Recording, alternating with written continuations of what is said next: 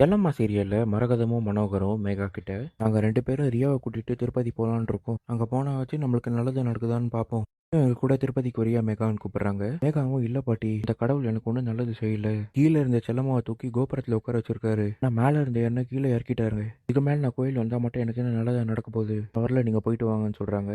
மரகதமும் மேகா அப்படி பேசாத, நீ பண்ண தப்பால் தான் நீ இந்த நிலைமையில இருக்க. இதுக்கு கடவுள்லாம் ஒன்றும் காரணம் கிடையாது. சரி, நீ வீட்டுல பத்திரமா இரு, நாங்க போயிட்டு வரோம்னு கிளம்புறாங்க. கொஞ்ச நேரத்துக்குலாம் மேகாவோட ஃப்ரெண்டு ஃபோன் பண்ணி, மேகா நான் யூஎஸ் போகிறேன், அதுக்கு முன்னாடி ஒரு சின்ன பார்ட்டி வச்சிருக்கேன், அந்த பார்ட்டிக்கு நீயும் வந்து கலந்துக்கணும், இப்போவே கிளம்பி நான் சொல்கிற லொக்கேஷனுக்கு வான்னு சொல்ல, மேகாவும் வீட்டில் தான் யாருமே இல்லையே, அவனும் பார்ட்டிக்கு போய் ரொம்ப நாள் ஆச்சு, கிளம்பலான்னு பார்ட்டிக்கு போகிறாங்க. பார்ட்டிக்கு போனவங்க ஃப்ரெண்ட்ஸ் கூட குடிச்சிட்டு அரட்டை ஜாலியாக இருக்கிறப்போ ஒவ்வொரு ஃப்ரெண்டாக, சரி மேகா எனக்கு டைம் ஆயிடுச்சு நாங்கள் கிளம்புறோம், நீ பார்த்து போன்னு சொல்லிட்டு ஒருத்தராக கிளம்பிடுறாங்க.